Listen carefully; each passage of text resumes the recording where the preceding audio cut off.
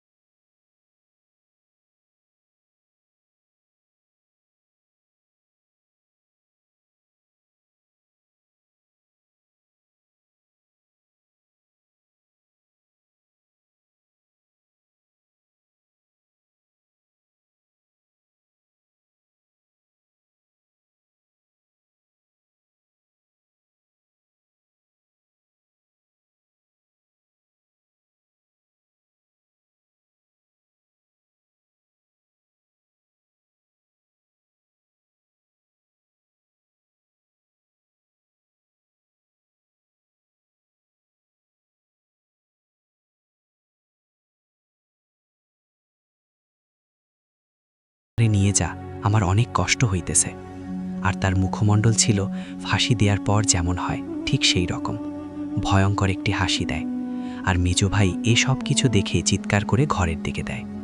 তো বারান্দায় সে অজ্ঞান হয়ে পড়ে যায়। সে অজ্ঞান হওয়ার আগেই কিন্তু তরুণকে দেখেছিল খুব ভালোভাবেই, কারণ বাড়িতে আসার পরেই তো সে অজ্ঞান হয়ে গিয়েছিল।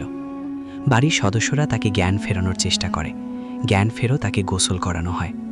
ওর যখন চিৎকার খুব প্রকট হয়েছিল, এত জোরে চিৎকার দিয়েছিল, আশেপাশে প্রতিবেশীরাও চলে এসেছিল। আর প্রতিবেশীদের মধ্যে একজন ছিলেন আলেম। তিনি পরামর্শ দেন ওই গাছটা কেটে ফেল, এসব ঘটনা আরও হবে কিন্তু। তো আলেমের পরামর্শে গাছটি কেটে ফেলা হয়। ঠিক পরদিনই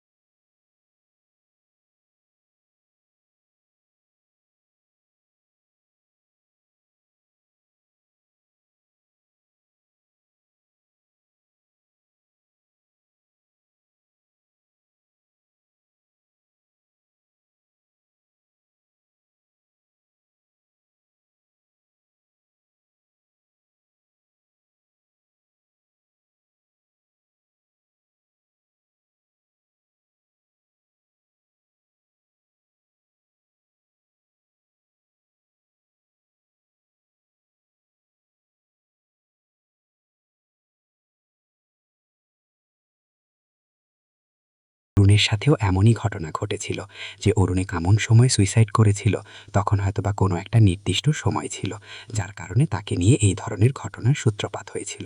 প্রিয় লিসেনার্স, এখন যে ঘটনাটি আমি আপনাদের সাথে শেয়ার করতে যাচ্ছি, ঘটনাটি খুবই অদ্ভুত একটি ঘটনা, এবং ঘটনাটি এখনও রহস্যাবৃত। সত্যিকার অর্থেই আসলে কী ঘটেছিল যেটা আজ পর্যন্ত ঠিকভাবে জানা যায়নি। এক একজন এক এক রকমভাবে বিশ্লেষণ করে।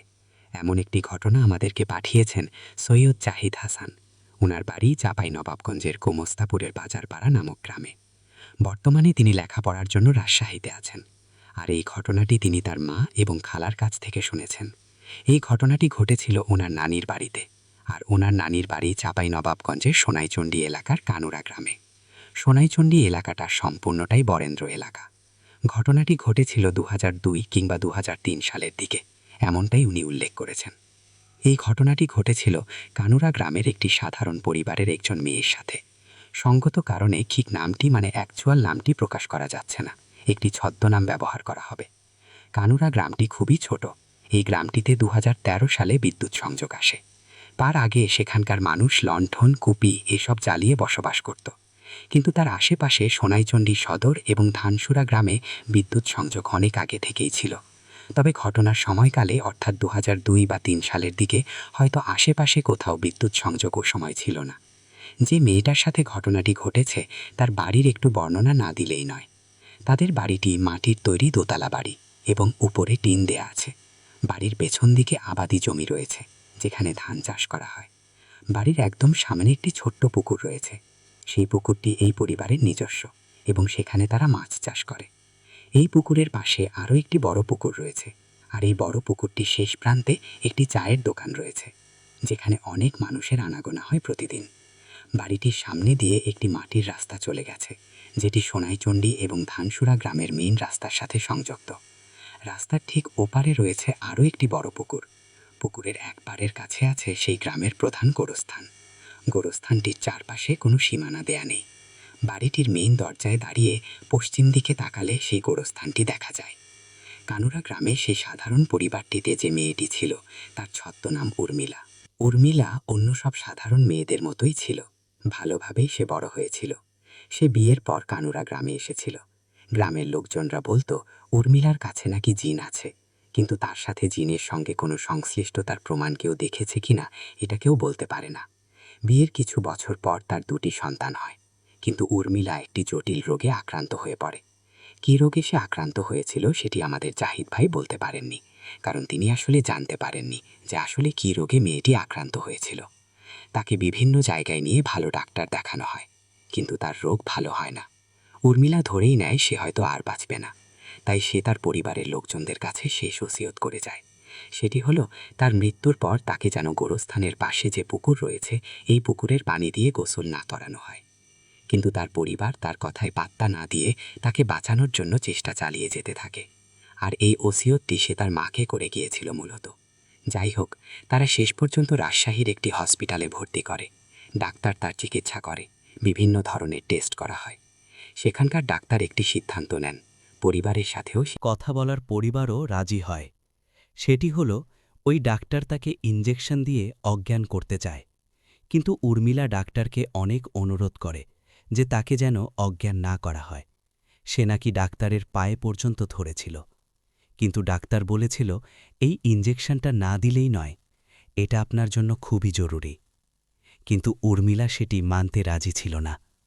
যাই হোক, পরিবারের সম্মতি সাপেক্ষেই ডাক্তার শেষ পর্যন্ত তাকে ওই ইঞ্জেকশনটি দিয়ে অজ্ঞান করে।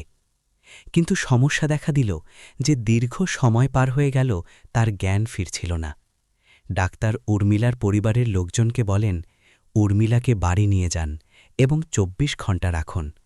এই 24 ঘণ্টার মধ্যে যদি জ্ঞান না পেয়ে, তাহলে ধরে নিতে হবে সে মারা গেছে। কিন্তু উর্মিলার পরিবার ভেবে নেয় যে উর্মিলা মারা গেছে, তাই তারা তাকে হসপিটাল থেকে বাড়ি নিয়ে চলে আসে। ঘণ্টাখানেক পরে তারা সব আত্মীয় স্বজনকে খবর দিয়ে দেয়। এমনকি মসজিদের মাইকেও ঘোষণা করা হয় যে উর্মিলা মারা গেছে। সিদ্ধান্ত নেওয়া হয় সেদিন রাতেই উর্মিলাকে দাফন করা হবে। আত্মীয় স্বজনরা সবাই এসে উপস্থিত হয়। দাফনের জন্য সব কার্যক্রম শুরু করা হয়। উর্মিলা তার শেষ ওসিয়তর কথাটা যেহেতু তার মাকে বলেছিল, কিন্তু মেয়ের মৃত্যু এবং পারিপার্শ্বিক অবস্থার কারণে তিনি কথাটি ভুলে গিয়েছিলেন।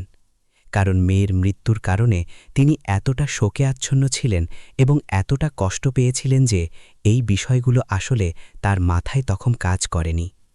যেহেতু তার ওসিয়তটা কাজ করেনি, ফলে তাকে কবরস্থানের পাশের সেই পুকুরের পানি দিয়ে গোসল করানো হয়, যেই পুকুরের পানি দিয়ে গোসল করাতে সে বারণ করেছিল।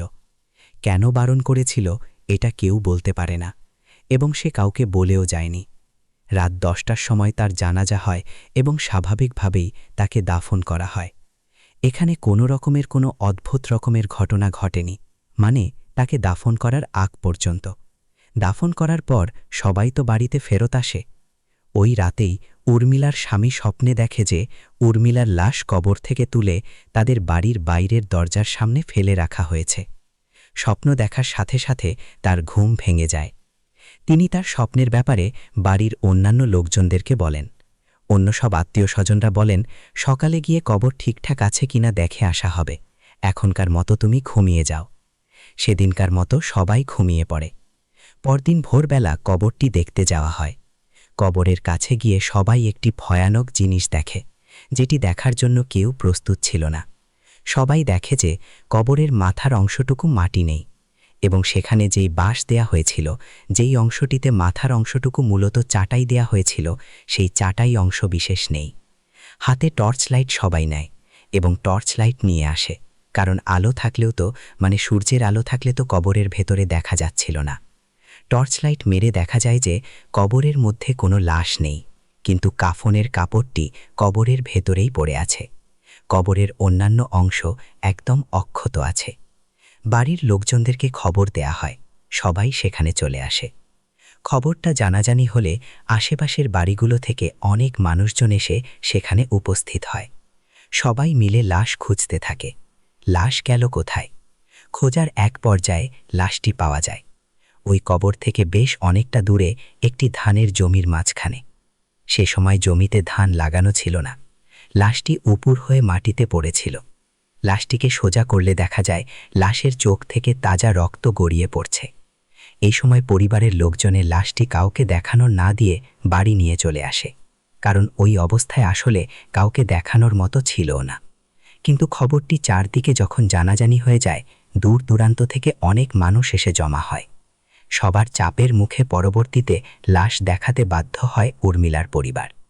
কবরটি আবার ঘোরা হয়, মানে যেই কবরে তাকে দাফন করা হয়েছিল সেটি। উর্মিলার স্বামী কবর থেকে কাফনের কাপড় তোলার জন্য কবরে নামেন, কিন্তু এখানে ঘটে একটি অদ্ভুত ঘটনা। কবর থেকে কাফনের কাপড় তোলা যাচ্ছে না, কাপড়টি কবরের সাথে শক্তভাবে লেগে আছে।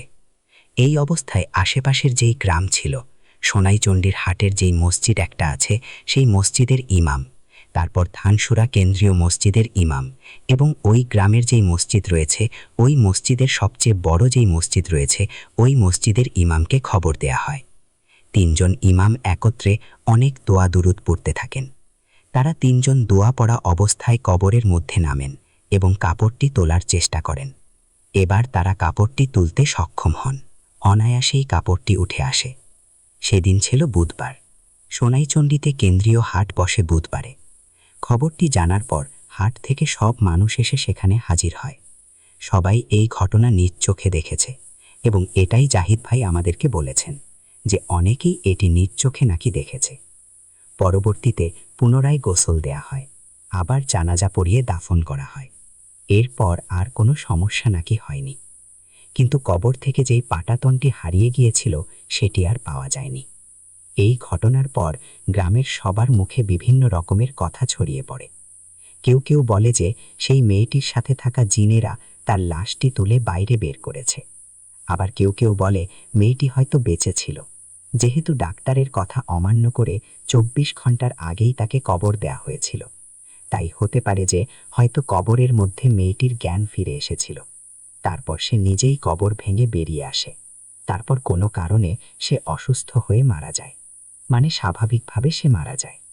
আবার অনেকে বলে কোনো লাশ হয়তোবা লাশ চুরি করতে এসেছিল, কিন্তু কবরের মাত্র একটি পাটাতন খুলে লাশটি নিয়ে গিয়েছিল, আর লাশটি পরবর্তী দিশা নিতে পারেনি। কেউ কেউ বলে যে লাশটি হয়তোবা কোনো শেয়াল বা এই ধরনের কোনো প্রাণী তুলে এনেছিল, কিন্তু কবরের আশেপাশে কোনো জীবজন্তুর পায়ের ছাপ বা আঘাতের, লাশের গায়েও কোনো আঘাতের চিহ্ন পাওয়া যায়নি। আর চোর নিয়ে যাওয়ার যেই বিষয়টি বলা হয়েছিল, যে এত ছোট একটি জায়গা করা হয়েছিল, ওই জায়গা দিয়ে আসলে একটি লাশ কোনোভাবে বের করা সম্ভব নয়। আসলে কি হয়েছিল? কেনই লাশটি তোলা হয়েছিল? এই বিষয়টি আজও ওই গ্রামের একটি রহস্যাবৃত বিষয়। একেকজন একেক রকমভাবে সেটি বলেন। আসলে কি হয়েছিল সেটি কেউ ভালো করে বলতে পারে না। যেহেতু এটি ওই সময় একটি আলোচিত বিষয় ছিল, এই কারণে সৈয়দ জাহিদ হাসান ভাই তিনি এই ঘটনাটি আমাদেরকে পাঠিয়েছেন। এখন যেই ঘটনাটি আমি আপনাদেরকে শোনাতে যাচ্ছি, এই ঘটনাটি আমাদেরকে পাঠিয়েছেন একজন ডক্টর। তার নাম ডাক্তার আহসান হাবিব তরুণ। আর এটি আমাদেরকে পাঠানোর দ্বিতীয় ঘটনা। তিনি যেভাবে লিখেছেন, আমি উনার মতো করেই হুবহু সেভাবে পড়ার চেষ্টা করব। কারণ তিনি বেশ কিছু সুন্দর সুন্দর ব্যাপার লিখেছেন, যেটা আমার কাছে খুব ভালো লেগেছে। যেটা উনার মতো করে বললেই সেটা আরও ভালো হবে বলে আমার কাছে মনে হচ্ছে। তিনি যেভাবে লিখেছেন, ঘটনার শুরুতেই আমি একটা কথা বলতে চাই। সেটা হচ্ছে বিশ্বাস আর অবিশ্বাস নিয়ে। আমরা যারা মুসলিম আছি তারা তো সবাই বিশ্বাস করি জিন জাতির কথা। কারণ পবিত্র কোরআনে একটি সূরা তাদের নামে নাজিল হয়েছে। সুতরাং আমাদের ধর্মীয় বিশ্বাস তথা ঈমানের অবিচ্ছেদ্য একটা অংশ হয়েছে সেটা। অন্যান্য ধর্মীয় গ্রন্থে এই জাতি সম্পর্কে কম বেশি ধারণা দেয়া আছে বলে আমি অল্প বিস্তর জানি। এই গেল আস্তিক ব্যক্তিদের দিকটা। এখন আসি আরেকটি দিক, যারা নিজেদেরকে বিজ্ঞান নির্ভরশীল হিসেবে দাবি করেন, যারা সবকিছু বিজ্ঞান দিয়ে ব্যাখ্যা করতে চান, সবকিছুর একটা বস্তুগত বা জড়গত একটা প্রমাণ চান। কিন্তু আমরা যদি একটু ঠান্ডা মাথায় চিন্তা করি, তাহলে আমাদের খুব ছোটবেলার বিজ্ঞান শিক্ষাকে কাজে লাগিয়েই আমরা জিনিসটা ব্যাখ্যা করতে পারি।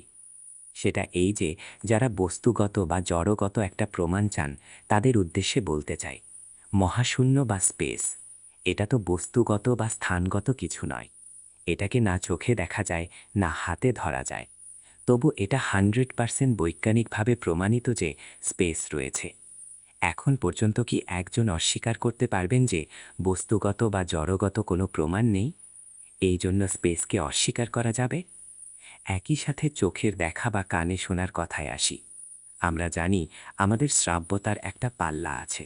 সেটা আমরা সবাই জানি যে 20 থেকে 20,000 হার্টজ। এর মানে হচ্ছে কোনো ব্যক্তি এর চেয়ে উচ্চ বা নিম্নমাত্রায় কোনো শব্দ তিনি শুনতে পারবেন না।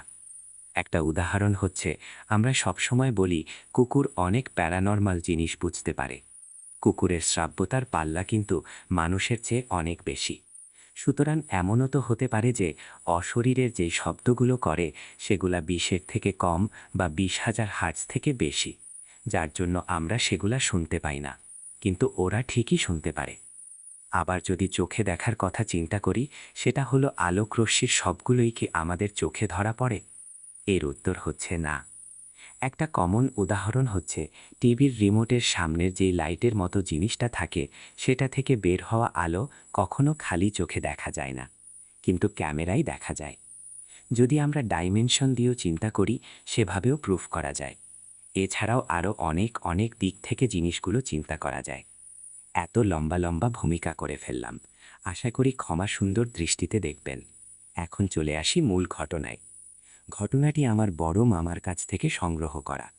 ঘটনাটি মুক্তিযুদ্ধের সময়কার ঘটনা। আমার বড় মামা সরকারি হাই স্কুলের টিচার ছিলেন।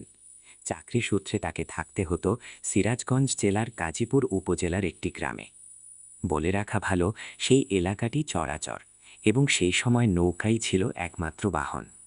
বাবা সেই এলাকায় যাবার পর টুকিটাকি কাজের জন্য স্কুলের দপ্তরে তাকে সাহায্য করতেন। এবং তার ছেলের সাথে ঘটে যাওয়া এই ঘটনা। ছেলেটার নাম ছিল আব্দুল জব্বার। জব্বারের প্রচুর মাছ ধরবার নেশা ছিল, আর সে সাধারণত তার আরও 3-4 জন তারা তুলতেই পারলেন না, এবং একটি পর্যায়ে কি হলো, ওই ড্যাটার ফলাসহ ভেঙে ওই মাছটি পানিতে চলে যায়। খুব সম্ভবত ওই ড্যাটার লাঠিটি দুর্বল ছিল বা কিছু একটা হবে। তো তারপরে আর অস্বাভাবিক কিছুই হলো না। ওনারা অন্যান্য জাল আর কোচ ব্যবহার করে মাছ ধরে বাসায় ফেরত আসলেন।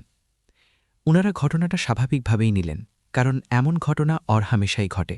জাল ছিঁড়ে মাছ চলে যায়, বড়শি ছিপসহ মাছ চলে যায়, তারপরে বড়শি ছিপ মাঝখান থেকে ভেঙে যায়, তারপর সেই ভেঙে যাওয়া অংশটুকু একটা অংশ হাতে থাকে, বাকি অংশটা মাছে নিয়ে চলে যায়। এটা কিন্তু খুব স্বাভাবিক ব্যাপার। আর টোটা নিয়ে মাছ ধরতে গেলেও এই ঘটনাটি হওয়ার হামেশাই ঘটে।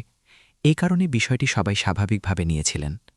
কিন্তু ঠিক 2 রাত পর থেকে শুরু হলো একটা আজব ঘটনা। জব্বার তার বাড়িতে ছিলেন এবং মাঝরাত থেকে তার দরজায় খটখট করে শব্দ শুরু হলো। ঠিক আমরা যেভাবে নক করি দরজায় সেভাবে, কিন্তু একটু সময় বিরতি বেশি দিয়ে। এখানে বলে রাখা ভালো, আগের দিনে মাটির ঘরগুলোতে দরজার চৌকাঠের নিচে একটু মাঝারি আকৃতির ফাঁকা অংশ থাকত, ঝাড়ু দিয়ে ময়লা বের করে দেওয়ার জন্য। তো যাই হোক, জব্বা সাহেব দরজা খুলে বের হওয়ার আগে ডাক দিলেন, কে কে ওখানে? কিন্তু বাইরে থেকে কোনো উত্তর আসলো না। তিনি উঠে দরজা খুলে বাইরে কাউকে দেখতে পেলেন না। খুবই অবাক হলেন। তো তিনি দরজা বন্ধ করে আবার ভেতরে চলে এলেন। কিন্তু না, একটু পরে আবার শুরু হলো সেই খটখট শব্দ। এবার তিনি রীতিমতো বিরক্ত হয়ে দরজা খুললেন, ঠিক, কিন্তু তার নজর গেল দরজার নিচের দিকে। তিনি দেখতে পেলেন একটি সাপ তার দরজার ফাঁকা অংশ দিয়ে ভেতরে ঢুকবার চেষ্টা করছে, যেটা চৌকাঠের মাঝখানে সেই অংশটা, যেখান দিয়ে ময়লা বের করে দেয় ঘর ঝাড়ি দিয়ে, সেদিক দিয়ে ঢোকার চেষ্টা করছে। আর খুবই অবাক করার বিষয় হচ্ছে যে ওই সাপের মাথার কাছাকাছি একটি জায়গায় সেই ডাটার ভাঙা অংশ, যেটা ভেঙে কদার মাছ চলে গিয়েছিল। উনি ওনার ডাটার ওই নিচের অংশটা খুবই ভালো করে চিনতেন। উনি দেখতে পেলেন সেই জিনিসটি ওই সাপের পিঠে লেগে আছে, যেটা ওই মাছের পিঠে ছিল। ঠিক এই কোচটির কারণেই বা এই ডাটাটির কারণেই সাপ ঘরে ঢুকতে পারছে না, কারণ ওইটা একটু বড় ছিল, নিচ দিয়ে আটকে যাচ্ছিল সে যখন ঢুকতে যাচ্ছিল, আর তা না হলে সে কিন্তু ঘরে ঢুকে পড়ত। এটি দেখার পর উনি চিৎকার করে ওঠেন ভয়ে এবং পেছনে সরে যান। ওনার স্ত্রী ঘুম থেকে উঠে সেটিও দেখতে পারেন এবং ভয়ে আটকে ওঠেন। তারা বুঝতে পারেন এটা মাছও নয়, এটা সাপও নয়, এটা অন্য জগতের একটি জিনিস। তখন জব্বার সাহেব আয়াতুল কুরসি পড়তে পড়তে সাহস করে হেঁচকা টানে ওই কোষটি খুলে নেন, মানে ওই ডাটার ওই অংশটি খুলে নেন। আর তখনই ওই সাপটি লাফ দিয়ে পেছনে সরে যায় এবং উঠোনের মধ্য দিয়ে আবার বাড়ির এক পাশ দিয়ে বের হয়ে চলে যায়। উনি সাহস করে হাত দিয়ে ওই ডাটার এই অংশটা যে বের করতে পেরেছিলেন, এই সাহসটা আসলে কয়জন মানুষ করতে পারে। উনি এটাও বুঝতে পেরেছিলেন যে এই জিনিসটি যদি আমি বের না করে নিই তাহলে অনেক বড় ক্ষতি হয়ে যাবে আমাদের। যাই হোক, এই ঘটনার বেশ কিছুদিন কেটে যায়, নতুন করে আর কিছুই ঘটে না। তবে জব্বার সাহেব ডাটা দিয়ে মাছ ধরাটা একদম বন্ধ করে দেন। এর কিছু বছর পর জব্বার সাহেব আলাদা করে বাড়ি তৈরি করেন এবং বাড়িটি ছিল তার আগের মসদ বাড়ি থেকে বেশ খানিকটা দূরে। তারা অনেকটা জমি জুড়ে তরমুজ এবং বাঙির চাষ শুরু করেন। সেটি পাহারা দেওয়ার জন্যই মূলত এই বাড়িটি করা। এভাবে একটি সিজন চলে যাওয়ার পর জব্বার সাহেব ঢাকায় একটি গার্মেন্টসের চাকরির জন্য চলে আসেন। বাড়িটি ওভাবেই ছিল। ওই বাড়িতে রেখে আসলেন শুধু তার স্ত্রী এবং সন্তানদের।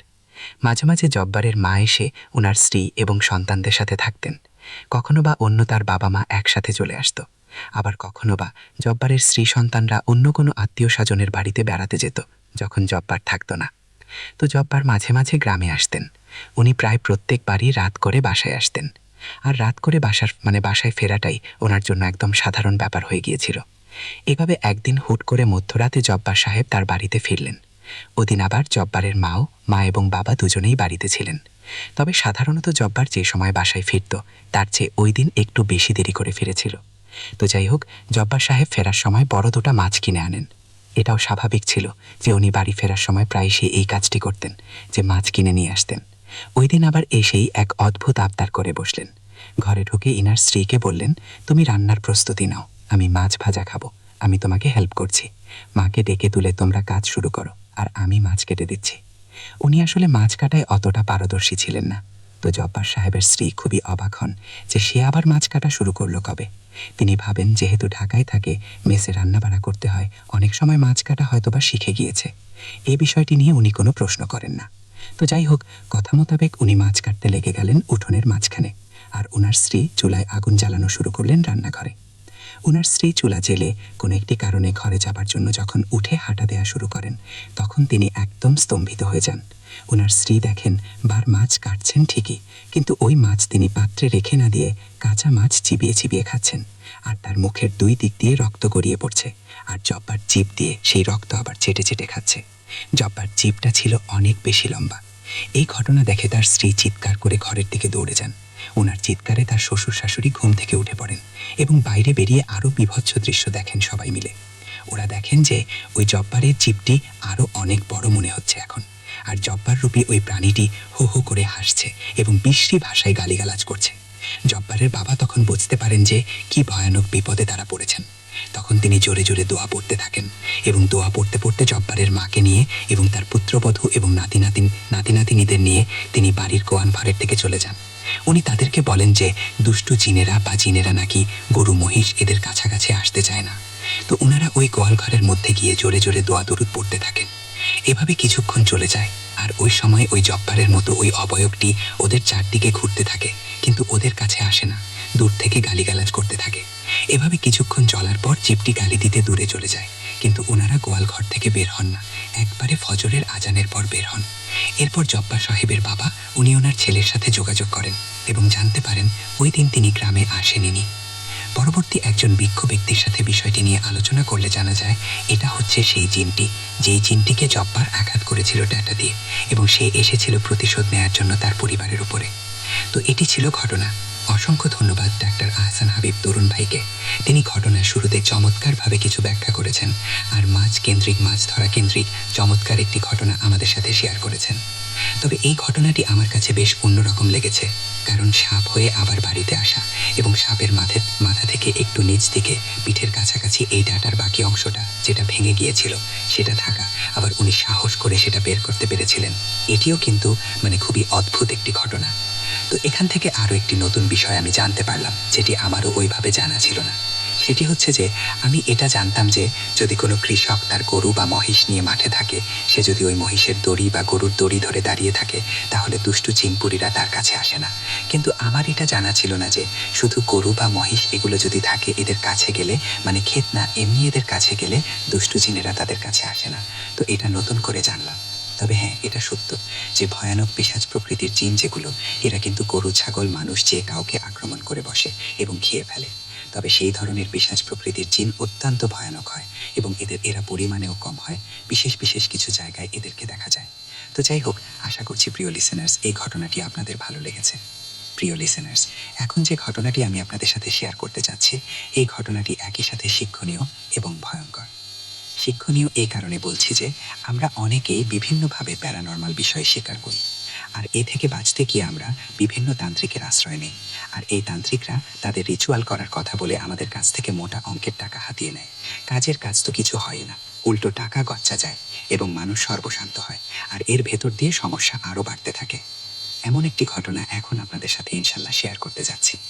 ঘটনাটি যিনি আমাদেরকে পাঠিয়েছেন আমাদের একজন লিসেনার, তার নাম হচ্ছে মোহাম্মদ নয়ন। বর্তমানে তিনি কোরিয়াতে থাকেন। ওনার বাড়ি বরিশাল জেলার উজিরপুর থানার ঝালুঘাটি গ্রামে, আর ঘটনাটি ঘটেছিল একই থানার কালীহাটি গ্রামে। তো আমরা এই ঘটনাটি ওনার মতো করে বললে আপনাদের বুঝতে সুবিধা হবে, তাই ওনার মতো করে আমি ঘটনাটি বলছি। আজ আমি আপনাদের সাথে এমন একটি ঘটনা শেয়ার করব যা আমার চোখে দেখা ও আমার নানি শাশুড়ির কাছ থেকে শোনা একটি সত্য ভয়ঙ্কর ঘটনা। আমি এটাকে কোনো গল্প বা কাহিনী বলবো না, কারণ এটা এক আর্মি সদস্যের সাথে ঘটে যাওয়া এবং তার পরিবারের সাথে ঘটে যাওয়া একটি খুবই করুণ সত্য ঘটনা। 2000 সালের আগের ঘটনা এটি। আমার বাড়ি বরিশাল জেলার উজিরপুর থানা ঝালঘাটি গ্রামে। ঘটনাটি মূলত আমার শ্বশুর বাড়ির পাশের একটি বাড়ি নিয়ে। যাই হোক, এবার মূল ঘটনায় আসি। আমি 2020 সালে যখন বিয়ে করে শ্বশুর বাড়ি বেড়াতে যাই, তখন প্রায় আমার নানা এবং নানি শাশুড়ির কাছে এরকম ভৌতিক ঘটনা শুনতে চাওয়ায় তারা নানা উপায়ে এড়িয়ে যায় এবং বলে এগুলো তারা জানে না। তবে ওই এলাকার কিছু লোকের সাথে তখন পরিচিত হওয়ার কারণে তাদের কাছে ঘটনা আমি শুনতে চাই। তখন তারা বলে, তোমার নানা ও নানি শাশুড়ি তো এমন অনেক ঘটনার সাক্ষী, তো তাদের কাছে গিয়ে তো শুনতে পারো, ভালো করে ধরো, ভালো ভালো ঘটনা শুনতে পাবা। তখন আবার যখন তার নানি শাশুড়ির কাছে জিজ্ঞেস করলেন, তখন তার নানি শাশুড়ি বলল, এতই যখন শুনতে ইচ্ছা হয় বা জানতে ইচ্ছা হয়, তাহলে শোনো বলছি। তখন শ্বশুরবাড়ির লাগো একটি পরিত্যক্ত বাড়ি দেখিয়ে বলে, ওই যে বাড়িটা দেখছ, ওইটার একটা ঘটনা আছে যা আমরা সকলেই দেখেছি। আর ওই বাড়িতে এখন কেউ থাকে না। ওই বাড়ির লোকজন ভয়ে এখানে তো থাকেই না, তাও প্রায় 15 থেকে 16 বছর হয়েছে। আর এই বাড়ির আশেপাশে যারা থাকে, কখনো কখনো তারা কিছু না কিছু দেখতে পায় বা অনুভব করতে পারে। তখন আমার নানি শাশুড়ি আমাকে বিষয়টি বলে। ঘটনাটি আমার নানি শাশুড়ির ফুপাতো ভাইয়ের সাথে ঘটেছিল। যখন সে আর্মিতে যোগদান করে, তখন বেশ কয়েকবার সে মিশনে যাওয়ার সৌভাগ্য হয়েছিল। আর মিশনে গেলে মোটামুটি ভালোই টাকা পয়সা ইনকাম হয়। তো মিশন শেষে যখন বাড়িতে আসত, অনেক টাকা পয়সা, স্বর্ণের গহনা ইত্যাদি নিয়ে এসে বাড়িতে আসত। আর তার 2 ছেলে ও 1 মেয়ে ছিল। তাছাড়া তার পৈতৃক সম্পত্তিও নিজের টাকা মিলিয়ে যেসব জায়গা জমি কিনেছিল, তার পরিমাণও ছিল অনেক। পারিবারিকভাবে সে ধনী ছিল বলা চলে। সেই সময় তার ফ্যামিলি বাসা থেকে বরিশাল যাওয়ার জন্য একটা রিকশা রিজার্ভ করে রাখত, যদিও দূরত্ব অনেক বেশি ছিল, কিন্তু ওইভাবে রিকশায় বরিশাল শহরে যাওয়াটা সেই সময় ছিল বেশ ব্যয়বহুল এবং বিলাসিতা। একবার তার ছেলের জন্য একটা সাইকেল কেনে, সেটি আনতে তখন একটি ট্রাক ভাড়া করে বাসা পর্যন্ত আনে। সেই সময় একটা সাইকেল আনার জন্য ট্রাক ভাড়া করে নিয়ে আসা, এটি আসলে একটা বিলাসিতা ছাড়া কিছু নয়। এত টাকা পয়সার মালিক হওয়ায় তখন সে একটা বাড়ি করার সিদ্ধান্ত নেয় এবং বাড়িটা একটা কামিল মাদ্রাসার সামনে নির্মাণ করে, মাদ্রাসা থেকে কিছুটা সামনে। কেউ কেউ বলে ওই বাড়িটা নাকি শয়তানের নাকের ওপর করায়, কেউ ওই বাসায় থাকতে পারে না। শয়তানের নাক বলতে যে জায়গায় বাড়িটা করা হয় তা ত্রিভুজ আকৃতির ছিল। যখন তারা নতুন বাড়িতে ওঠে তখন স্বাভাবিক অবস্থায় দোয়া দুরুদ এবং মানুষের মধ্যে মিষ্টি বিতরণ করে, সবার সাথে সুসম্পর্ক বজায় রেখে এবং সবার সাথে পরিচিত হয়ে তারা সেখানে ওঠে। ঘটনা শুরু হয় ওই বাড়িতে ওঠার মাসখানেক পর থেকে। শুরুর দিকে মোটামুটি কিছু স্বাভাবিকই যাচ্ছিল, কিন্তু কয়দিন আর সেভাবে যাবে। উনি আর্মির চাকরি করার কারণে তিনি বেশিরভাগই তার কর্মস্থলে থাকতেন এবং তার বাড়িতে তার বউ এবং 3 বাচ্চা থাকত। তার বউ প্রায় রাতেই শুনতে পেত ঘরের মাঝখানে নূপুর পরে কেউ নাচছে। সে প্রথমে এটাকে মনের ভুল ভেবেছিল, কিন্তু তার ভুল ভাগে তখনই যখন সে প্রায় একই রকম শব্দ পেত, কিন্তু রুমের বাইরে বের হয়ে শব্দে কোথা থেকে আসছে তা দেখার সাহস হয়নি কখনো। এক রাতে সে ওয়াশরুমে যাওয়ার পর যখন ওয়াশরুমে সে যায়, মূলত হঠাৎ করে সে ফিল করে তার গায়ে কেউ পানির ছিটা দিচ্ছে। যেহেতু সে ঘুম থেকে উঠে ওয়াশরুমে গিয়েছিল, তার ভিতরে একটা ঘুমের ভাব ছিল। শুরুর দিকে পানির ছিটাকে সে পাত্তা দেয়নি বা ভুল ভেবেছিল, কিন্তু পরে আবারও যখন পানির ছিটা আসলো তখন ঘাড় ঘুরিয়ে তার পেছনে সে একটি ভয়ানক জিনিস দেখতে পায়। সে দেখতে পায় বামন আকৃতি 3 থেকে 4 ফুট উচ্চতার একটি কুচকুচে কালো লোমশ এক প্রাণী তাকে লক্ষ্য করে পানি ছিটাচ্ছে তার হাত থেকে। সে এটাও লক্ষ্য করে যে ওই জিনিসটা সবকিছু মানুষের মতো থাকলেও শরীরের লোম এবং হাতটা ছিল কুকুর বা বিড়ালের মতো, এবং সে অনবরত পানি ছিটাচ্ছে এবং তার দিকে ভয়ানক দৃষ্টিতে তাকিয়ে আছে এবং হি হি করে হাসছে। এমনটা দেখার পর সে চিৎকার দিয়ে ওখানে সেন্সলেস হয়ে পড়ে। কিন্তু আশেপাশে বাড়িঘর থাকলেও সেটি কিছুটা সাইডে ছিল এবং বাচ্চারা ছিল ঘুমিয়ে, আর সে ছিল ওয়াশরুমের ভেতরে, যার কারণে সে সেখানেই সেন্সলেস হয়ে পড়েছিল। কেউ তাকে উদ্ধার করতে পারেনি বা কেউ বোঝেওনি। পরদিন সকালে তার জ্ঞান যখন ফেরে তখন সে নিজেই ওয়াশরুম খুলে দৌড়ে বাইরে বের হয় এবং সে আমার নানি সহ মানে নানি শাশুড়ি সহ আশেপাশের লোকজনকে তার সাথে ঘটে যাওয়া গত রাতের ঘটনা বলে। ওদিক থেকে তার প্রচণ্ড জ্বর আসে এবং সে তার স্বামীকে ফোন দেয়। সে বলে এই বাড়িতে বাচ্চা কাচ্চা নিয়ে আর সে থাকবে না। আর আপনাদেরকে আগেই বলেছিলাম যে সে হচ্ছে আমার নানি শাশুড়ির ফুফাতো ভাই হয় সম্পর্কে, মানে ওই ভদ্রমহিলার হাজব্যান্ড। ওই সময় আমার নানি শাশুড়ি বলে এগুলো কিছু না, আর তুমি যখন এতবার বলছো আগেও নাকি নূপুরের শব্দ দিয়েছ, তাহলে এক কাজ করি, আমি তোমার সাথে রাতে ঘুমাবো। এটা বলে সে তাকে অভয় দেয়। আমার নানা শ্বশুর কামিল মাদ্রাসার নৈশব প্রহরী হওয়ায় সে রাতে মাদ্রাসায় ঘুমাতো। নানিরও বাসায় একা একাই ঘুমাতে হতো, আর সেজন্যই তার সাথে তার বাসায় থাকবেন বলে নানি তাকে আশ্বস্ত করে। নানি রাতের খাওয়া দাওয়া শেষ করে তার বাসায় চলে যায় এবং বাড়ি বেশি দূরে না হয় সে রাতের খাবার খেয়ে প্রতিদিনই তার বাসায় ঘুমাতে যেত। আর তার যাওয়ার কারণ ছিল ওই বাড়িতে ছোট ছোট বাচ্চা আছে, যদি রাত্রে তারা কোনো কারণে ভয় পায় সেজন্যই সে এভাবে যেত। কয়েকদিন ঘুমানোর পর সে নূপুরের আওয়াজ শুনতে পেলেও অন্য কোনো ভৌতিক কিছু সে টের পায়নি, মানে আমার নানি শাশুড়ি টের পায়নি। হঠাৎ করে একদিন সে বাড়ির সামনে একটা রুমে ঘুমিয়ে থাকার সময় টের পায় বাসার উঠোন কেউ মনে হচ্ছে ঝাড়ু দিচ্ছে। শুরুতে মনে করে এত রাতের বেলা, রাত তখন 2-3টে বাজে, উঠোনকে ঝাড়ু দেবে, মনে হয় মনের ভুল।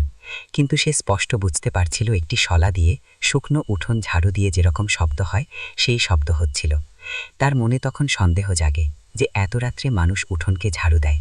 সে কৌতূহলবশত জানালার ফাঁকা দিয়ে উকি মেরে জ্যোৎস্নার আলোয় দেখে যে খুব স্পষ্টভাবে জ্যোৎস্নার আলোতে দেখা যাচ্ছে 3 থেকে 4 ফুট কুচকুচে কালো একটা জিনিস উপর হয়ে শুয়ে ঝাড়ু দিচ্ছে। এভাবে শুয়ে কিন্তু কেউ ঝাড়ু দেয় না, কিন্তু ওই জিনিসটি উপর হয়ে শুয়ে এক হাতে ঝাড়ু নিয়ে সে ঝাড়ু দিচ্ছে। খুবই অদ্ভুত একটি দৃশ্য। এটা দেখার পর আমার নানি শাশুড়ি খুব ভয় পেয়ে যায়। সে জানালা বন্ধ করে দেয় এবং ঘরে শুয়ে থাকে এবং দোয়া দরুদ পড়তে থাকে। পরদিন সে ওই বাড়িতে আর না থাকার সিদ্ধান্ত নেয় এবং সে বলে যে ভালো একটা ওঝা ডাকো এবং বাড়ি বন্ধ করো। আর সে যেটা দেখেছে সে কাউকে ওই সময় বলেনি, কারণ সে যেটা দেখতে পেয়েছিল সেটা বললে ওই বাড়ির সদস্যরা আরও ভয় পেত। তো যখন আমার নানি শাশুড়ির ফুপাতো ভাইকে ফোন করে জানানো হয়, তখন তিনি ছুটি নিয়ে বাড়িতে আসেন এবং তিনি কিছুদিন বাড়িতে থাকার পর একই সমস্যা অনুভব করে। যথারীতি সবার কথায় এক ওঝাকে ডাকা হয় এবং ওঝা আসার পর ওঝা বলে এটা অনেক কঠিন কাজ এবং সে এই কাজের জন্য মোটা অঙ্কের টাকা দাবি করে তার কাছে, মানে আমার নানি শাশুড়ির ফুপাতো ভাইয়ের কাছে, মানে যিনি আর্মিতে চাকরি করতেন। টাকা তেমন সমস্যা না হওয়ার কারণে সে তার সব কথাতেই রাজি হয়ে যায় এবং ওঝা বলে এই কাজে আস্ত কালো একটি গরু, 3টি নদীর পানি, একটি হুতুম প্যাঁচা এবং 4টা মাটির পাতিল লাগবে। যথারীতি সবকিছু জোগাড় করতে পারলেও হুতুম প্যাঁচা জোগাড় করতে বেশ বেগ পেতে হয়, যদিও বা অবশেষে সেটা জোগাড় হয়েও যায়। সে যখন ওঝাকে ফোন দিয়ে বলে যে সে সবকিছু তার কথা অনুযায়ী ম্যানেজ করে ফেলেছে, ওঝা একদিন সন্ধ্যায় তার কাজ করবে বলে তাকে জানায় এবং সেই সময় বলে দেয়, মানে সময় বলে দেয় যে কখন এই কাজ তিনি করবেন। আমার নানি শাশুড়ির ফুপাতো ভাইয়ের বউ ওই ঘটনার পর এসব ওঝার কাজটা যার দেখবে না বলে সে তার বাচ্চা কাচ্চা নিয়ে বাপের বাড়ি চলে যায় এবং তার হাজব্যান্ডকে বলে তুমি এই কাজগুলো করো, সব কিছু ঠিকঠাক করো, পরে আসবা প্রয়োজনে। তো যাই হোক, যথারীতি সময় হয়ে যায়। ওঝা একদিন বিকেলে তার বাসায় উপস্থিত হয় এবং এই সব কাজ তার বাড়ির উঠোনে হবে বলে জানায়। বাড়ির মালিকও তার সব কথায় রাজি হয়ে যায়। তারপর চলে তার খারাপ আত্মা তাড়ানোর কাজ। এই ঘটনা দেখার জন্য এলাকার অনেক লোক তাদের ওই উঠোনে জড়ো হয়। 2 বা 3 জন লোককে ওই ওঝা উঠোনে একটি কবর খুঁড়তে বলে এবং সে তার রিচুয়াল চালিয়ে যাচ্ছিল। সে কবর খোঁড়ার কথা বললেও ওটা একটা বড় গর্তের আকার ধারণ করে। তারপর তন্ত্রমন্ত্র শেষ হবার পর আস্ত গরুটাকে জবাই করে ওই গরুর রক্ত 4টা মাটির পাতিলে রেখে পলিথিন দিয়ে মুখ বন্ধ করে দেয় এবং তারপর মাটির পাতিলগুলো গর্তের ভেতরে রেখে বাড়ির 4 কোণায় পুঁতে দেয়, মানে বাড়ির 4 কোণায় 4টা গর্ত করা হয়েছিল। সে মাটির পাত্রগুলো, মানে পাতিলগুলো সেখানে পুঁতে দেওয়া হয়েছিল এবং বাড়ির উঠোনের মাঝখানে আস্ত গরুটাকে, যেখানে বাড়ির উঠোনের মাঝখানে কবরের মতো করে খোঁড়া হয়েছিল, যদিও সেটা একটা গর্ত হয়ে গিয়েছিল, সেই আস্ত গরুটাকে কবর দেয়া হয়। আর ওই যে প্যাঁচা, মানে হুতুম প্যাঁচা, সেই প্যাঁচাটার পাখায় গরুর কিছু রক্ত লাগিয়ে তা পরের দিন ভোরবেলা ছেড়ে দিতে বলে। কিছুদিন পর বাড়ির মালিক তার বাড়ির সৌন্দর্য নষ্ট হওয়ার কারণে, বিশেষ করে ওই উঠোনের কারণে, বাড়ির সৌন্দর্য নষ্ট হয়ে যাওয়ার কারণে ওই উঠোনের গর্ত করা অংশ সহ পুরো উঠোনটা সিমেন্ট, ইট ও বালু দিয়ে ঢালাই করে দেয়। তারপর কয়েক মাস সবকিছু ঠিকঠাক থাকার পর আবারও সে খারাপ আত্মা বা জিন, যেটাই বলি না কেন, সেটি আরও ক্ষিপ্ত হয়ে যায় এবং এবার সে রাতের বেশিরভাগ সময় তাদেরকে ভয় দেখাতে শুরু করে। বিভিন্ন ধরনের ভয়, টিনের চালে ঢিল মারা, বাড়ির উঠোনে নুপুর পরে নাচানাচি করা, উঠোন ঝাড়ু দেয়া, উঠোনে হাঁটাহাঁটি করা, এগুলো খুব সাধারণ একটি ব্যাপার হয়ে দাঁড়ায়। এরপর অনেক ওঝা ফকির দেখানোর পরও এর থেকে কোনোভাবেই মুক্তি পাওয়া যাচ্ছিল না। এভাবেই চলতে থাকে, কিন্তু ওই বাড়িতে আর কেউ থাকতে পারে না। ভূতুলের বাড়ি হিসেবে চারিদিকে পরিচিত হয়ে যায়। আর্মির চাকরির শেষে রিটায়ারমেন্টের যে টাকা পেয়েছিল, সেই টাকাও এই ওঝা ফকির দেখিয়ে আস্তে আস্তে শেষ হতে থাকে। প্রিয় লিসেনার্স, আপনারা নিশ্চয়ই বুঝতে পারছেন একজন সরকারি চাকরিজীবী রিটায়ার্ড করার পর কেমন টাকা পয়সা পায়। সবকিছু শেষ করার পর তার আর্থিক অবস্থা আরও খারাপ হয় এবং এক পর্যায়ে তার নিজের কেনা জমি, পৈতৃক ভিটা, জায়গা ইত্যাদি বিক্রি করতে থাকে। ওই বাড়িটার কথা গ্রামের সবাই জানার কারণে বাড়িটি অনেক কম মূল্যে অন্য এলাকার একজনের কাছে বিক্রি করে এবং সে চট্টগ্রামের কোনো এক জায়গায় চলে যায়। তার বয়স হয়ে যাবার কারণে বিভিন্ন রকম রোগে সে আক্রান্ত হয়। চিকিৎসার জন্য তার জমানো টাকা প্রায় পুরোটাই শেষ হয়ে যায়। কিছুটা সুস্থ হয়ে যাওয়ার পর তিনি গার্মেন্টসে চাকরি নেন পাহারাদার হিসেবে, আর তার এক মেয়ের বিয়ে হয়ে যায়। 2 ছেলে কিছুটা শিক্ষিত হওয়ার কারণে পাবনার কোনো একটি জায়গায় ভালো চাকরি হয়ে যায়। 2022 সালে আবারও দেশে বেড়াতে যাওয়ার পর ওই বাড়ির বড় ছেলের সাথে দেখা হয় এবং পরিচয় হয় আমার। আমি তাকে এই ঘটনার জিজ্ঞাসা করলে সে এড়িয়ে যায় এবং বলে এগুলো কিছু না। এ কথা বলার পর আমি তাকে বলি এগুলো যদি কিছুই না হয় তাহলে তারা কেন ওই বাড়িতে বসবাস করে না। সে বলে সময় হলে তারা আসবে, আবারও বসবাস করবে, কিন্তু সমস্যায় যদি না থাকতো তাহলে 15-16 বছরেও তারা একবারের জন্য ওই বাড়িতে কেন আসেনি, আর বেড়াতে আসলে অন্য আত্মীয়দের বাড়িতেই 2-1 দিন থেকে চলে যায়। তবে আমি ওখানে বেড়াবার সময় বা বেড়াতে যখন গিয়েছি তখন সকালে বাসার দিকে তাকালে তেমন কিছু অনুভব না করলেও রাতে যদি তাকাই কেমন যেন গা ছমছম করে। আমার শ্বশুরবাড়ি ওই বাড়িটার মাঝখানে খুব বেশি দূরত্ব নয়, কিন্তু আমার শ্বশুরবাড়ির লোকজন রাতে কিছু কিছু শব্দ মাঝে মাঝে শুনতে পায়, যদিও আবার তাদের সাথে কখনো কিছু ঘটনা বা পরবর্তীতে কিছু দেখতে পায়নি। কারণ আমার শ্বশুরবাড়ি ওই ঘটনার পর হুজুর ডেকে বন্ধ করা হয়। ঘটনাটা ভৌতিক কিনা এটা আমি জানি না, তবে এটি একটি সত্য ঘটনা।